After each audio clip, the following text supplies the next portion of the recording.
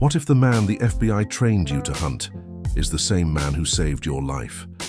Ella Hayes was a brilliant analyst who never stepped outside the safety of her screens until the night a Mafia driver appeared on her surveillance feed and looked straight into the camera, straight into her like he already knew her name.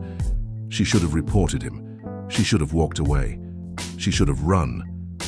But when the Mafia marked her for death, he became the only person she could trust. Two worlds built to destroy each other. Two hearts that were never supposed to meet. And now, they're fugitives on the run. Stay with me. This story will break every rule you believe in. Before we begin, if you're new here, make sure to like this video and subscribe. Here we tell the most emotional, forbidden, and addictive stories on YouTube. And trust me, you don't want to miss what comes next.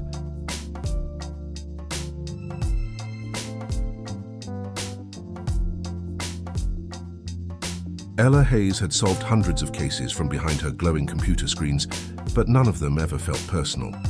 She lived in the world of data, patterns, digital footprints, and cold logic, where emotions were useless and intuition was merely a distraction. She wasn't a field agent. She didn't kick down doors or chase suspects through dark alleys. She hunted criminals through keystrokes and code, and she was damn good at it. But nothing in her spotless FBI career prepared her for the moment of face. His face appeared on her monitors, a routine scan, a flagged license plate, a camera feed from a traffic stop gone wrong, and then he stepped into frame. Tall, dark hair, sharp jaw, eyes that carried something dangerous and something wounded at the same time. He was calm during chaos, steady during panic, almost detached. The kind of detachment that only came from someone who had lived too close to danger for too long. Ella leaned forward, her fingers freezing above the keyboard. Something pulled her in, a strange, instinctive recognition she couldn't explain. She replayed the footage 3 times, each time noticing more. The way he glanced at the officers, the subtle shift of weight on his feet, the concealed tension in his shoulders, the tattoo near his wrist, small, nearly invisible, but unmistakably connected to the Mancini crime family. That's when it hit her. He wasn't just anyone. He was him. The ghost driver, the mysterious Mafia transporter the FBI had been chasing for 6 years. The man who never left evidence, the man who moved like smoke and vanished like a shadow, the man no agent had ever identified or photographed clearly. Until now. Ella's pulse kicked up, not from fear, but from something more dangerous. Excitement, curiosity, obsession.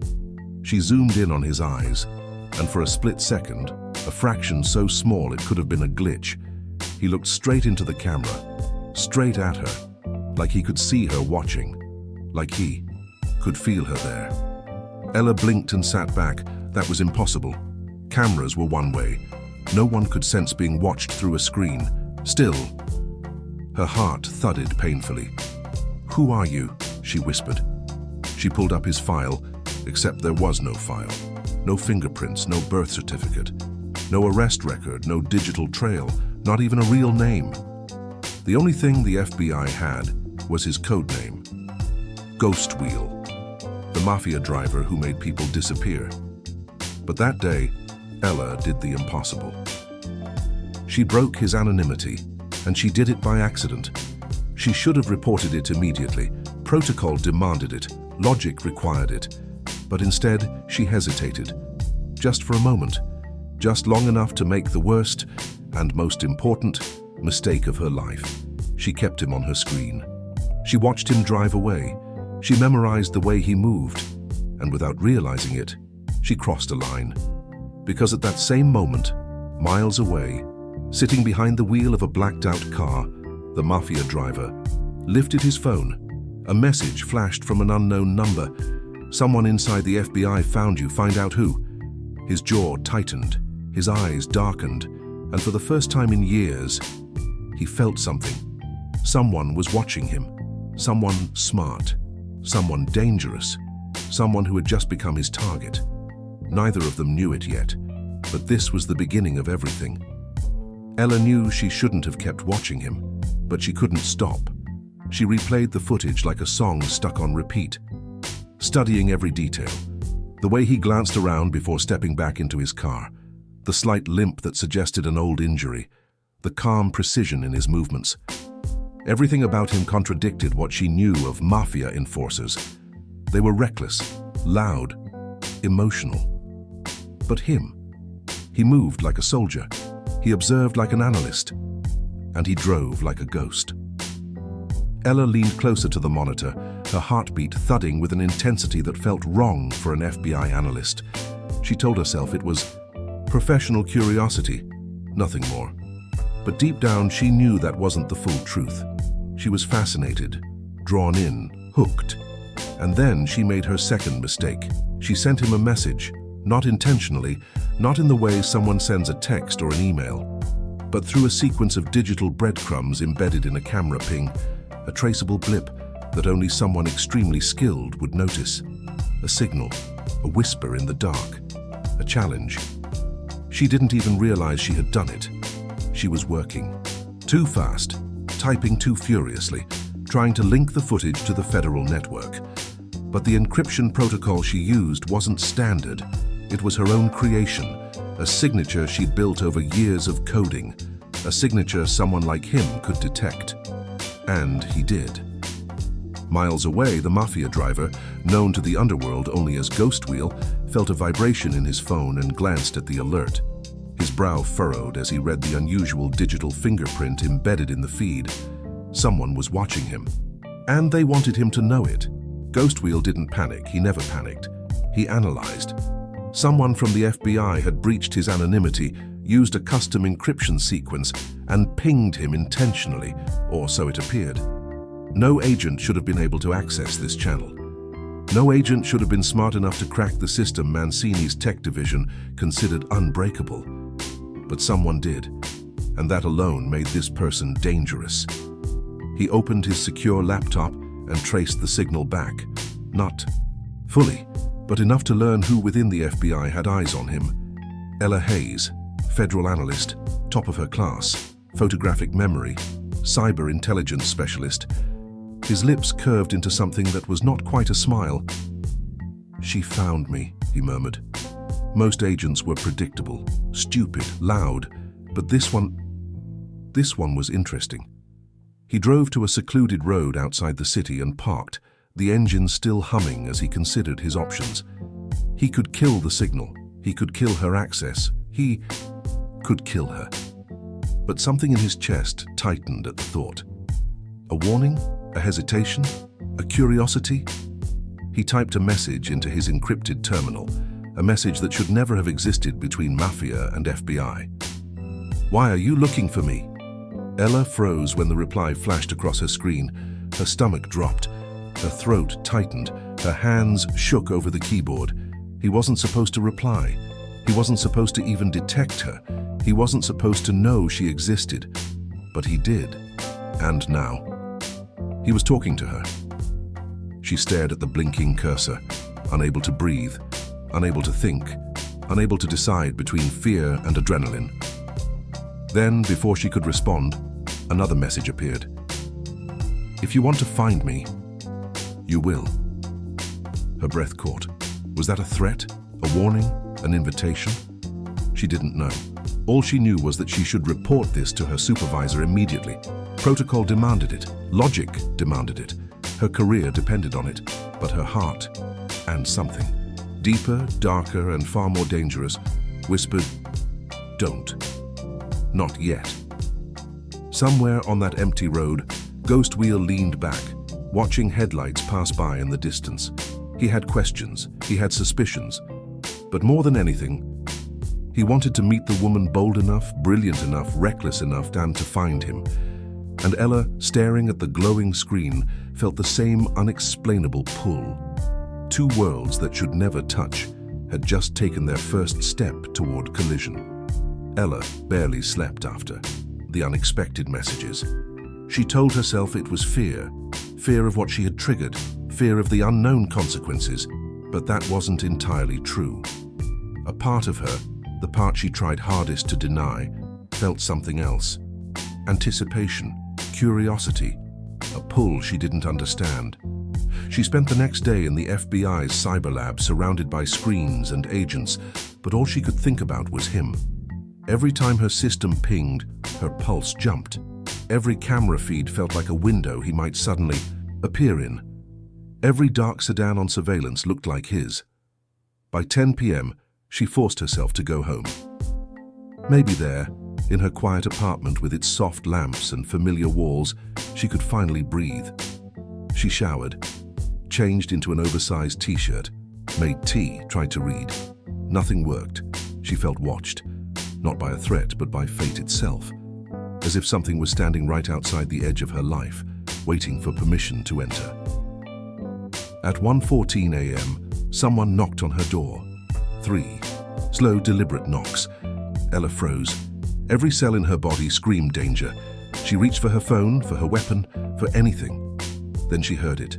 A voice. Low, quiet, controlled. Ella, open the door. Her blood turned to ice. It was him, Ghost Wheel. The man she had found. The man who had found her back. She moved to the door with careful, silent steps, her breath shallow. She looked through the peephole, and her heart nearly stopped. He was standing there, black jacket, dark hair damp, from the rain, eyes locked on the door like he could see her through it. He didn't look like a criminal. He looked like a choice she wasn't supposed to make. Ella's voice barely came out. How do you know where I live? You left a trail, he answered simply. Not a sloppy one, a clever one, but I'm better. Her chest tightened. You shouldn't be here, she whispered. No, he agreed softly, but you wanted to find me, and here I am. She gripped the doorknob, torn between slamming it shut and opening it all the way. What do you want? She demanded. I want to know why someone as smart as you, he said, leaning closer, is willing to break protocol for a ghost. Her breath hitched. He knew. He knew she hadn't reported him. He knew she had kept the discovery to herself. Were you planning to hand me over eventually? He asked. Or...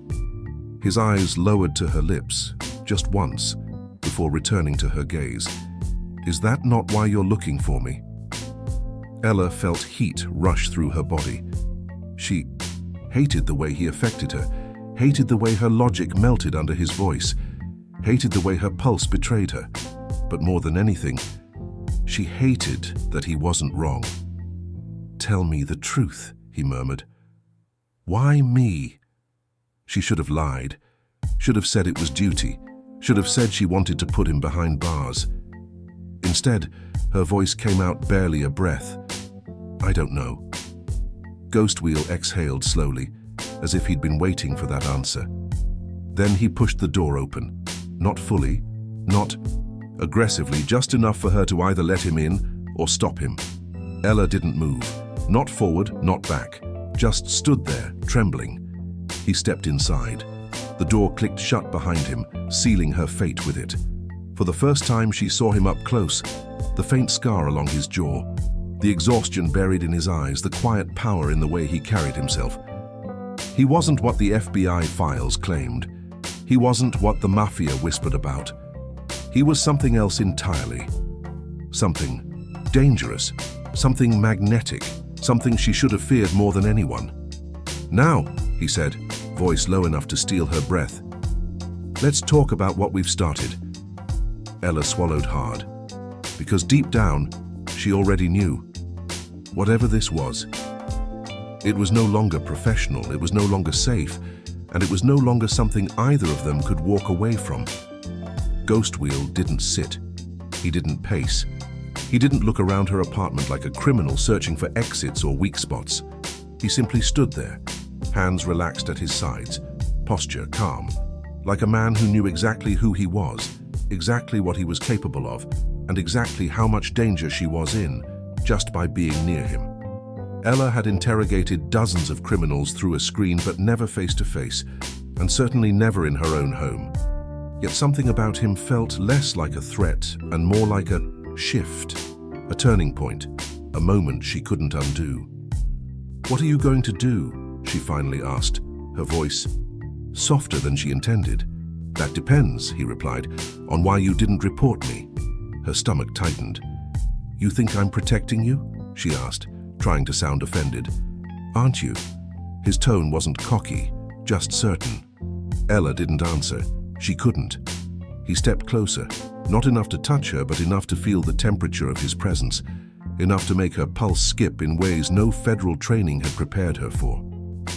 "You're not what I expected," he said quietly. "Oh, really?" She shot back, trying to reclaim control. "And what did you expect? Some field agent ready to put a bullet in your head?" He shook his head slowly. "No, I expected someone predictable, someone who follows rules, someone who wouldn't take risks." Then his eyes locked with hers. "But you're not predictable, and you do take risks, big ones." Ella hated how he could see through her so easily. "To be clear," she said, folding her arms, "you still work for a crime family. You still transport bodies. Drugs, money, people." A faint muscle in his jaw twitched, almost like the words stung. "You think that's who I am," he murmured, "because that's what your files say. That is who you are." "No." He said it like a truth forged in fire. Ella felt a small, involuntary shiver run down her spine. "Then tell me," she challenged. "Who are you, really?" For the first time, she saw uncertainty flicker across his expression, not fear, but vulnerability. "I'm someone who didn't choose the family he was born into," he said. "I'm someone who learned to drive because it was the only skill that kept me alive." His eyes darkened. "I'm someone who's been trying to get out for years, but people like me don't get to walk away." Her breath caught. He wasn't lying. She felt it, the way his voice cracked slightly, the heaviness in every word, the pain he didn't hide. "You think I enjoy working for them?" he asked. "You think I like being a ghost, a weapon, a shadow?" Ella's throat tightened, because suddenly the image she had built, the cold, efficient killer, didn't match the man standing in front of her. "Why tell me this?" she whispered. "Because," he exhaled slowly, searching her face. "Because you're the only one who's ever seen me without actually seeing me." Ella blinked, unsure she understood. "You're the only one who looked past the footage, past the crimes, past the legend the FBI created." His voice softened. "You looked for me, not for what I did." She felt her heartbeat crash against her ribs. He took one more step forward, close enough that she could smell the rain on his jacket, close enough that her breath mixed with his. "I'm not here to hurt you," he said. "If I wanted you gone, you wouldn't have even opened the door." "You came because you're curious," she whispered. He nodded. "And because tonight, for the first time in my life, I wanted someone to see me as more than the ghost the Mafia created." Ella felt the ground shift, the walls closing in, her logic slipping through her fingers, because suddenly, impossibly, she believed him. He wasn't the monster the FBI warned her about. He wasn't the faceless hitman behind the wheel. He was a man trapped in a world he never asked to be part of. A man who wanted out. A man who, for reasons neither of them understood, trusted her. And that realization hit her harder than anything. If the FBI ever found out she spoke to him, her career was over. If the Mafia ever found out he came to her, they would both be dead. And yet, standing in that dim apartment with him so close she could feel the heat of his breath, Ella wasn't thinking about consequences. She was thinking about him. The rain hadn't stopped since the night he stepped into her apartment. Ella tried to convince herself that what happened between them, the conversation, the closeness, the undeniable connection, was nothing, a mistake, a lapse in judgment. She told herself she'd report him in the morning. She told herself she'd erase the messages, destroy the trace, pretend he'd never found her. She told herself many things, she believed none of them, because when she closed her eyes, she didn't see danger. She saw him, dripping rain on her carpet, voice low, eyes burning with some truth she had never expected to hear from a Mafia driver. And for reasons she refused to name, she wanted to see him again. But fate beat her to it. It happened 2 days later. Ella left the FBI building late, long after the other analysts had gone. Home. Her mind was a storm of guilt and obsession, replaying every word he said, every breath he took, every look he gave her. She didn't notice the black sedan creeping half a block behind her. She didn't notice the two men following her on foot. She didn't notice she had been marked. But he did. Ghost Wheel had been watching her from a distance, tracking her since he left her apartment, not because he didn't trust her, but because he didn't trust his world. And that night, his worst fear became real. Ella turned the corner toward the parking lot. A shadow detached itself from the darkness behind her. Then another. She heard footsteps, felt a presence. Her instincts flared, and she reached for the small tactical pen she always carried. But someone grabbed her arm before she could react. "Don't scream," a voice growled. "We just need—" He never finished the sentence. A dark blur slammed into him from the side, knocking him to the ground. Another man lunged for Ella, but a hand grabbed her waist and pulled her back just as a gunshot cracked through the night. She didn't know what was happening. All she knew was the familiar voice breathing against her ear. "Stay down. Ghost Wheel." The next moments unfolded like a violent dream. One attacker swung a knife. Ghost Wheel disarmed him in a single fluid motion and dropped him with a blow to the throat. The second attacker fired again. The bullet sparked off metal inches from Ella's head. Ghost Wheel shoved Ella behind a concrete pillar and faced the shooter alone. "Stop!" she yelled, but he didn't listen. He moved fast, too fast for someone who supposedly only drove cars, too precise for someone with no formal military record. Within seconds, the gunman was on the ground, unconscious. Silence crashed over the parking lot. Ella's breath shook as she pressed her back to the pillar, heart racing. Ghost Wheel turned toward her, chest rising and falling with quiet, controlled breaths. Rain dripped from his hair, mixing with sweat, blood, adrenaline. He looked dangerous, beautifully dangerous. "Are you hurt?" he asked, voice low. No," she managed, though her legs felt like water. What was that? Who were they?" His jaw clenched. "People who shouldn't know your name." Ella felt her stomach drop. "You knew they were coming." He didn't deny it. "I told you my world isn't safe," he said. "And the moment you found me, you stepped into it." She swallowed hard. "So you followed me? To protect me?" He turned his face away as if ashamed of the truth. "It doesn't matter." His voice was gruff, a shield he threw up too late. "You're alive. That's what matters." But Ella stepped closer. "It does matter," she whispered. "You saved my life." He looked at her, rain running down his cheek like a tear that wasn't allowed to fall. And in that moment, she saw it. The fracture in him, the part he never let anyone see. He wasn't a ghost. He wasn't a weapon. He wasn't the man the FBI warned her about.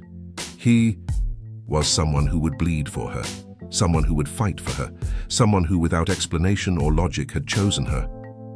"Why?" she asked softly, the word trembling. "Why would you risk everything for me?" Ghost Wheel exhaled, long and broken. "I don't know," he said. But that was a lie, and Ella felt it. He knew exactly why. He just wasn't ready to say it. Ella barely slept after the attack in the parking lot. Every time she closed her eyes, she relived it. The hands grabbing her, the gunshot, the flash of steel, and then him appearing out of nowhere like the very danger she wasn't allowed to want. By morning, the FBI already knew something had happened. Surveillance cameras picked up fragments of the fight, and a patrol officer reported gunshots. Ella was called into the briefing room before she even grabbed coffee. Her supervisor stood with arms crossed, eyes sharp. "Hayes, you were there. Tell us what happened." Ella's pulse hammered. She knew what she should say. That a Mafia enforcer saved her life, that he was close, that he found her, that she had spoken to him more than once. But saying it would destroy him. And worse, it would expose the truth she wasn't ready to face. So she lied. "There were two men," she said. "I think they were targeting a different agent. I just got caught in the middle." Her supervisor narrowed his eyes. "No description of the attacker who intervened?" Ella forced a shrug. It happened too fast. But the other agents weren't buying. They exchanged looks. Quiet, suspicious. Funny, one of them said, because the footage shows someone pulling you out of the way before the first shot. Someone who knew what they were doing. Ella kept her expression neutral. Inside, her stomach twisted. A photo slid across the table, blurry but unmistakable. Ghost Wheel's silhouette. "Do you know this man?" her supervisor asked. Her heartbeat staggered. She looked straight into his eyes and said, "No, I've never seen him before." The silence that followed was suffocating. The supervisor exhaled slowly, disappointed but not fooled. "Hayes, if you're withholding anything, now is the time to come clean." "I'm not," she whispered. It was the biggest lie she had ever told. They released her from questioning, but not without consequences. Her system access was restricted. Her workstation was flagged. 2 agents were assigned to monitor her performance. Ella walked out of the room feeling hollow. In one night, she had lost the trust of the only institution she had ever given her life to. She had built her entire identity on rules, discipline, integrity, and she had shattered it all with a single lie. And she didn't regret it, not even for a second, because the alternative was letting them hunt him down. When she left the building, Ghost Wheel was leaning against her car, arms crossed, watching her with a quiet intensity. He looked like a storm held together by sheer will. "You lied," he said softly. "I had to." "You didn't," he countered. "I told you, my world is dangerous. You shouldn't." "It's too late," she cut him off. "I'm already in it." He looked at her then, really looked, like he was seeing the cost of what she'd done. "You'll lose everything." "Maybe," she said, "but I'm not letting them take you." Something unspoken flickered in his eyes. Fear, gratitude, longing, all tangled into something neither of them dared to name. He stepped closer. "You shouldn't trust me," he said quietly. She swallowed. "Then stop giving me reasons to." For the first time, he had no answer, and she realized something terrifying. The moment she lied to the FBI, she didn't just protect him, she chose him. The lie Ella told at the FBI bought her time, but it came with a cost she never expected, because while the Bureau grew suspicious of her, the Mafia finally learned her name. It happened 3 days after the parking lot attack. Ghost Wheel had been keeping his distance, watching her from afar, protecting her silently the way he always did. Ella went about her days pretending life was normal, answering emails, analyzing crime patterns, avoiding the eyes of agents who no longer trusted her. But the danger wasn't inside the FBI building. It was waiting outside it. It started with a phone call, an unknown number, blocked ID. Ella almost ignored it, but something in her gut told her to answer. "Agent Hayes," a smooth voice said, dripping with amusement. "You've been quite busy." Her chest went tight. "I'm sorry," she said carefully. "Who is this?" "Oh, come now. You've looked into my family's business. You've followed our roots. You've traced our money." A pause. "And you've gotten very close to my favorite driver." Her blood turned to ice. The Mafia boss, Lorenzo Mancini himself. "You should stop," he said gently, like giving a warning to a child. "My son tells me you're smarter than the average agent." Her breath caught. "Your son?" A soft chuckle. "Oh, he didn't tell you? Ghost Wheel isn't just a driver.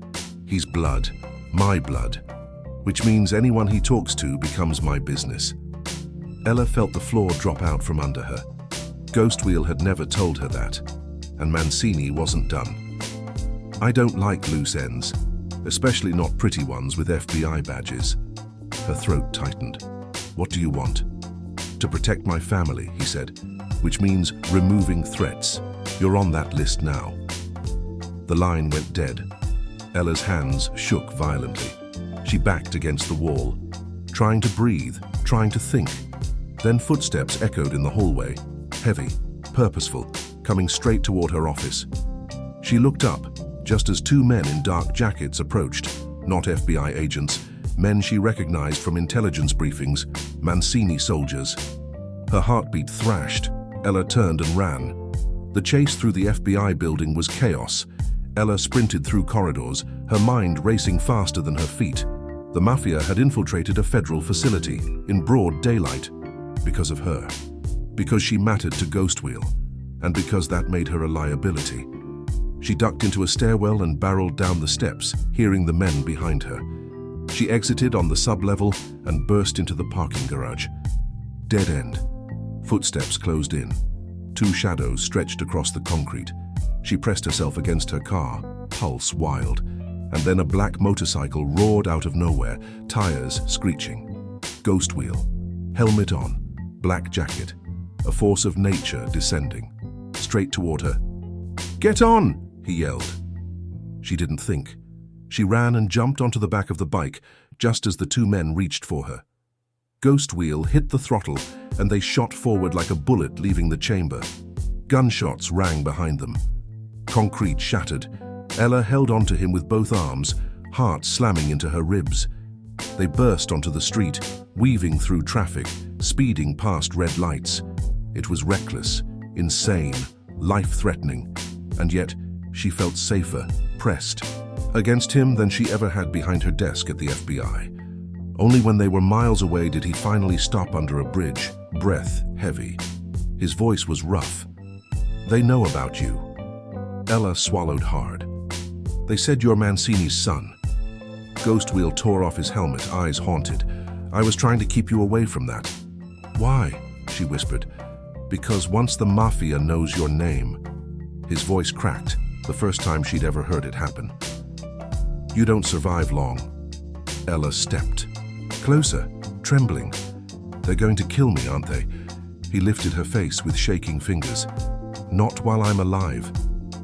For the first time, she realized he wasn't protecting her out of guilt or duty or instinct. He was protecting her because losing her would destroy him. Ghostwheel didn't drive her home, didn't take her back to the FBI, didn't take her anywhere near the life she knew. Instead, he drove to the edge of the city, to an abandoned storage facility surrounded by rust, silence, and shadows. The moment the motorcycle engine died, Ella climbed off, legs trembling, heart still racing from the gunfire. "Why here?" she asked. "Because this is the last place anyone from my family would look," he said, scanning the area. "And the last place the FBI would expect you to be." He was right. She shouldn't have been there. She shouldn't have stayed on the bike. She shouldn't have held him like her life depended on it. But it did. Inside the warehouse, the air smelled of dust and old metal. Faint moonlight leaked through cracked panels overhead. Ghostwheel walked a few steps ahead of her, shoulders rigid, muscles tense, a man carrying decisions heavier than bullets. Finally, he turned to face her. "They're not going to stop," he said. "Mancini won't let you walk away alive." Ella swallowed hard. "Then what do I do?" His jaw clenched. "You come with me." The words hit her like a shockwave. "What do you mean, come with you?" "I mean I'm leaving the Mafia tonight. For good? And if you stay anywhere near your old life, they'll kill you to get to me. So you're coming with me." Her breath faltered. "You're leaving the Mafia?" "It was going to happen eventually," he said. "But you..." He paused, looking away as if the truth was too dangerous to say directly. "You made it happen faster." Ella stepped closer, her voice barely a whisper. "They'll kill you." He laughed once, bitter, quiet. "They've tried before." Then his eyes found hers, softer now, raw. "But this time I'm not running alone." Ella shook her head, overwhelmed. "Do you hear yourself? I'm an FBI analyst. You're..." She stopped. She couldn't say, "a criminal," not anymore. "I know what I am," he murmured, "and I know what you are. But right now, the only thing that matters is staying alive." She looked at him, really looked. The exhaustion, the fear he hid from everyone but her, the fierce protectiveness burning under every word. "You're risking everything," she whispered. "I already risked everything," he said softly. "The moment I stepped into your apartment." A shiver ran through her. "Why me?" she whispered. He walked toward her, slow, deliberate, until her back pressed against a cold metal beam. His hand lifted, hesitating, then settled against her cheek. "Because," he said, voice breaking just slightly, "you're the first person who ever saw me as something other than a weapon." Her breath caught. "And once someone sees you, you can't go back to being invisible." Ella's pulse pounded in her ears. "You're choosing me over your family?" He shook his head. "No." His thumb brushed the corner of her lips. "I'm choosing myself for the first time. You just gave me a reason to try." For a moment, the world narrowed to the space between them. But the moment shattered when a gunshot cracked outside the warehouse. Ghostwheel grabbed her hand. "They found us!" Ella's heart lurched. "What do we do?" His eyes burned with a decision already made. "We fight our way out." Beat. "And after tonight, the Mafia won't see me as their driver anymore." Another crash echoed outside. "They'll see me as a traitor." Ella clutched his arm as fear and adrenaline surged through her. "Then we run," she whispered. He tightened his grip on her hand, a vow, a promise, a line crossed forever. "No," he said, voice low and fierce. "We survive." By sunrise, Ella's entire world had changed. The warehouse escape had been brutal. Gunfire, shattered glass, burning tires, and Ghostwheel. Driving like the devil himself was clawing at his back, and maybe he was. Mancini's men were everywhere. They didn't just want Ghostwheel dead, they wanted her. Ella had spent her life believing the FBI building was the safest place in the world. But when she stepped inside that morning, exhausted, bruised, and trembling, she realized how wrong she was. Agents stopped talking when she walked past. Some stared, some whispered, and then her badge stopped working at the elevator. A cold, sinking dread filled her. "Hayes," her supervisor appeared behind her, flanked by 2 internal affairs agents. "We need to talk. Now." They escorted her into an interrogation room she had only ever seen through glass. A metal table, a single chair, a camera blinking red. Her pulse hammered. "Sit." She did. The IA agent dropped a thick folder onto the table. "Your access logs, your encrypted messages, your movement patterns, and..." He slid forward a still frame from a street camera. Ella inhaled sharply. Ghostwheel's motorcycle, her on the back, arms around him. It was over. "Explain," the agent demanded. Ella felt her throat close. She couldn't tell the truth. She couldn't tell the whole lie either. "I was being followed," she said carefully. "He intercepted. He kept me alive." "That man is Mancini's son," her supervisor snapped. "A criminal, a confirmed Mafia operative, and you rode off with him." "He saved me," she insisted. "From what?" The agent slammed the table. "We found no bodies, no attackers, just you vanishing on the back of a fugitive's motorcycle." Every word was a blade. Ella gripped the edge of the table, knuckles white. "He's trying to leave the Mafia," she said quietly. "He's not who you think he is." The room went still. Her supervisor leaned in. "So now you're defending him?" Ella opened her mouth, but nothing came out, because the answer was yes, and they could see it in her eyes. "You're compromised," the IA agent declared. "Effective immediately. You are. Suspended, your clearance revoked, and your workstation seized for evidence." Ella felt something inside her shatter. "I devoted my life to the FBI," she whispered. "Everything I am was," her supervisor corrected coldly, "until you threw it away for a criminal." 2 agents entered the room. "Escort her out." Ella stood on shaking legs, feeling stripped, hollow, betrayed. Her badge, the symbol of everything she'd worked for, was ripped from her lapel. She walked through the hall like a key. Ghost past people who once respected her. Now they looked through her, past her, as if she had ceased to exist. Outside, the wind stung her face. Her life was gone, her identity erased. She didn't know where to go, but he did. A black car pulled up to the curb, fast, deliberate. The passenger door opened. Ghostwheel, hair damp. eyes burning with worry, jaw tight like he'd spent the last hour imagining every way she could have died. "Get in," he said, voice low, steady. For the first time, all day she didn't feel like she was falling. She got in. He drove off before the FBI cameras could track them. Silence wrapped around them like a fragile truth neither dared to touch. Finally, he spoke. "You're not safe with them anymore." She swallowed hard. "I know." He glanced at her, eyes full of something raw, something she didn't deserve but desperately needed. "You have me," he said quietly, then softer. "If you want." Ella looked at him, feeling the weight of everything she'd lost, and realizing the only thing she had left was him. Ghost Wheel drove in silence, the city lights blurring past like streaks of gold and white. Ella watched his hands on the wheel, steady, controlled, veins tight beneath the skin. He looked like a man holding himself together through sheer force of will. She finally spoke. "I lost everything." His jaw tensed. "I told you that would happen." "But you didn't tell me how it would feel," she whispered. He glanced at her, and the look in his eyes wasn't pity. It was guilt, heavy, consuming. "You lost your badge because of me." "No," she said, voice firm. "I lost it because I made a choice."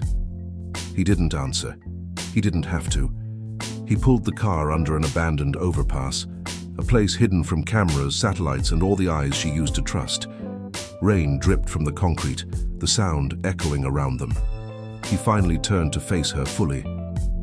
"There are only 3 paths left," he said quietly. "Run, fight, or fall." Ella's heart pounded. "What do they mean?" He took a breath, and for the first time she saw fear in him.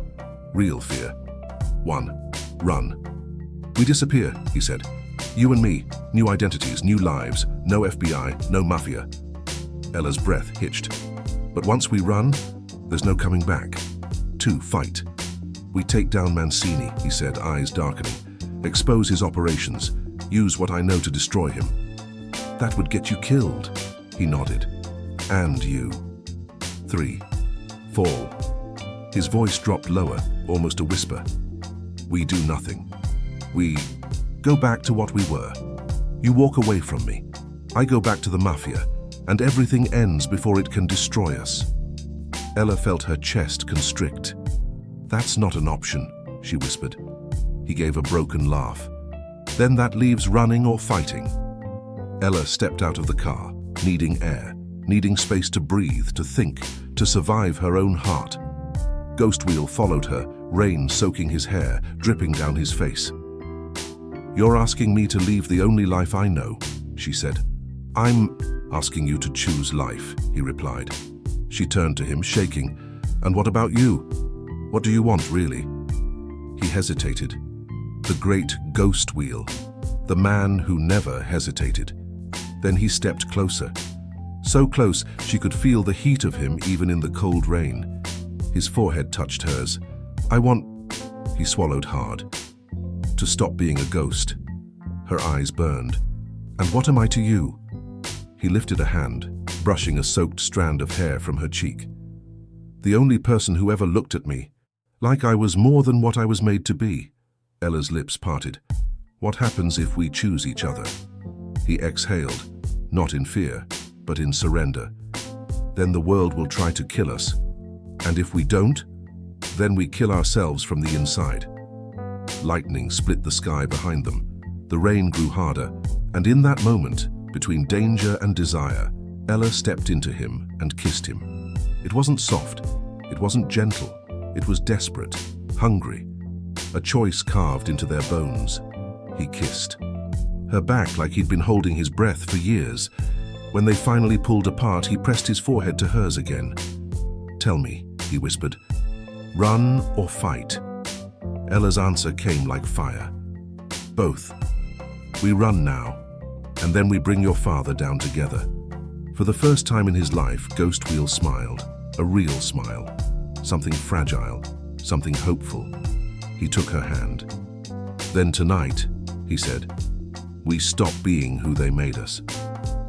They ran toward the car, two fugitives, two broken souls, two people whose worlds had collapsed, only to find something stronger in the ruins. And as the engine roared to life, Ella knew, whatever came next, blood, danger, loss, war, they would face it together. Because some choices weren't about survival. Some choices were about becoming who you were meant to be, and choosing him meant choosing herself.